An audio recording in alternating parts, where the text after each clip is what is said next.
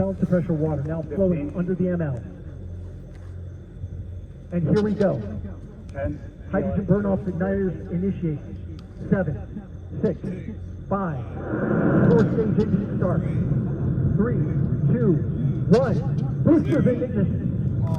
And liftoff of Artemis I. We rise together back to the moon and beyond. Woo!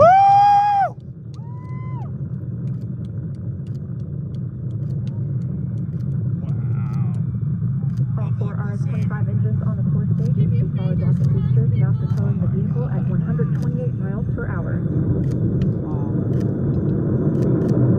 Oh, man. Good control on the roll. Mission Control Houston, all good calls so far. Now 30 seconds into the flight of Artemis I. First milestone will be 4 speed past the max. Yeah! 1 minute and 9 seconds into launch. This is the greatest period of atmosphere force on the rocket. Woo!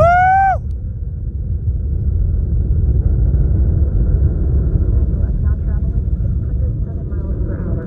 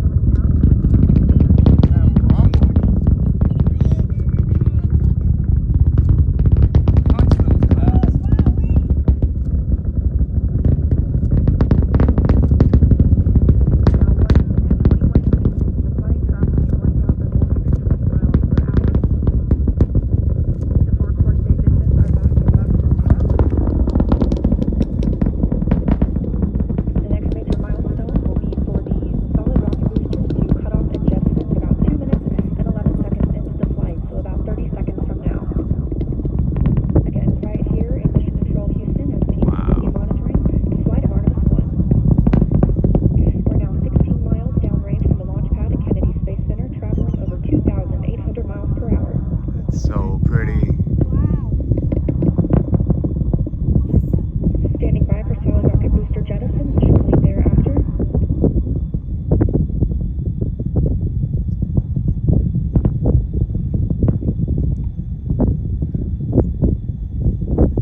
Confirmation that the solid rocket boosters SRB.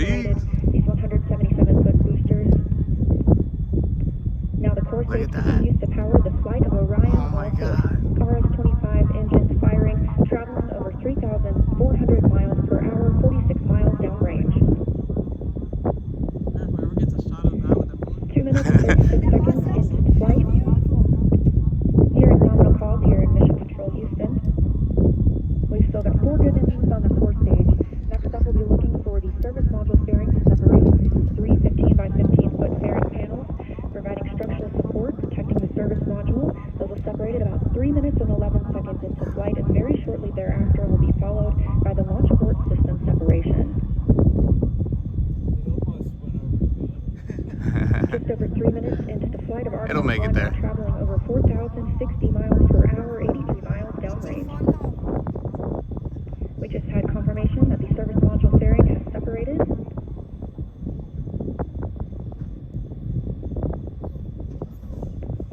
And that the launch abort system arrows have fired, separating those from Orion as well. For future crew members,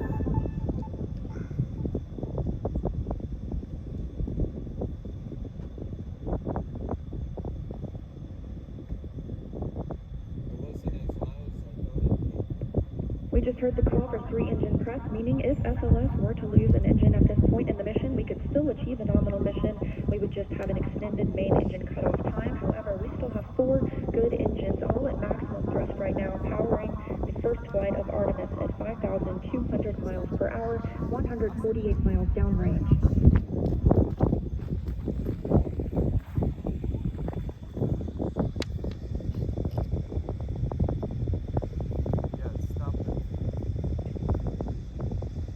We're 4 minutes and 16 seconds into the flight of Artemis I. So far, we've had a clean ascent. We saw the solid rocket boosters jettison about 2 minutes and 11 seconds after liftoff. Shortly after, we had the service module panels fairing separate, as well as the launch abort system. The launch abort system was inert for this flight, except to perform this separation. those 4 core stage engines will continue to fire and power the flight of Artemis I, now traveling over 6,800 miles per hour, 229 miles downrange. Booster flight controller reports that the engines are looking good.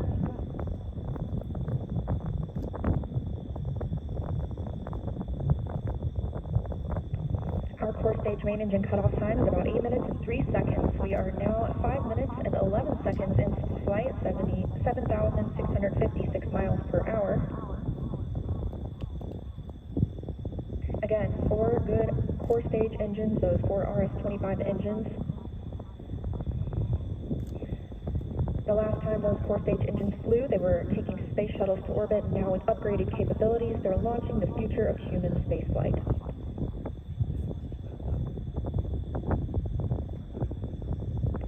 5 minutes and 42 seconds into the mission, we are now traveling 8,800 miles per hour, 345 miles downrange from the launch pad at Kennedy Space Center.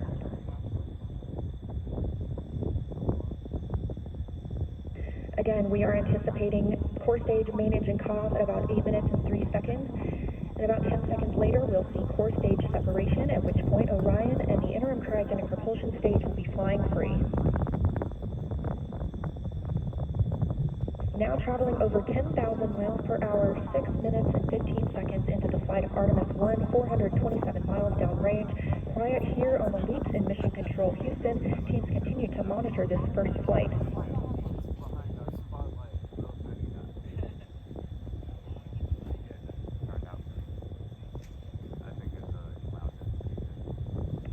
About a minute and a half now until that core stage main engine cutoff time.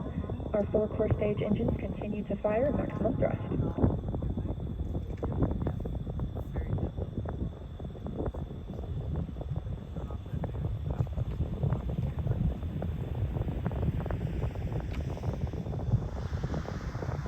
Coming up on 7 minutes since launch today, now traveling over 12,800 miles per hour, 563 miles downrange. Again, still quiet here in Mission Control Houston.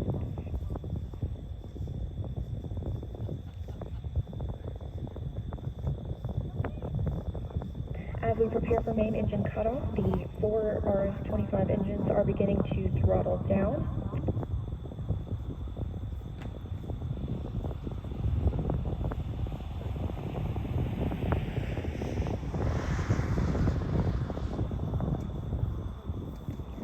Seconds now until core stage main engine cutoff. All 4 engines continue to throttle down.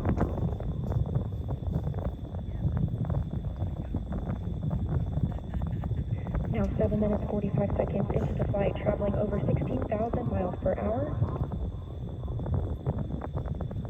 Continuing to hear good calls here in Mission Control Houston. We're standing by for core stage main engine cutoff.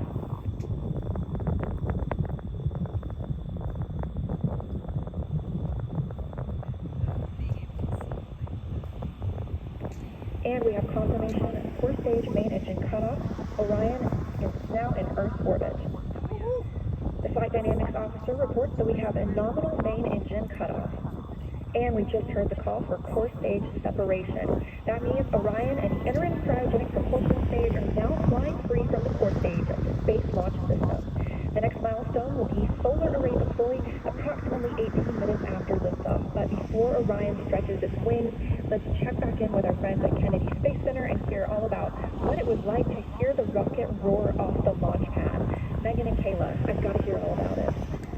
Well, if you're just joining us, welcome to NASA's Kennedy Space Center, where we just watched Artemis I launch, our first step towards our next adventure into deep space.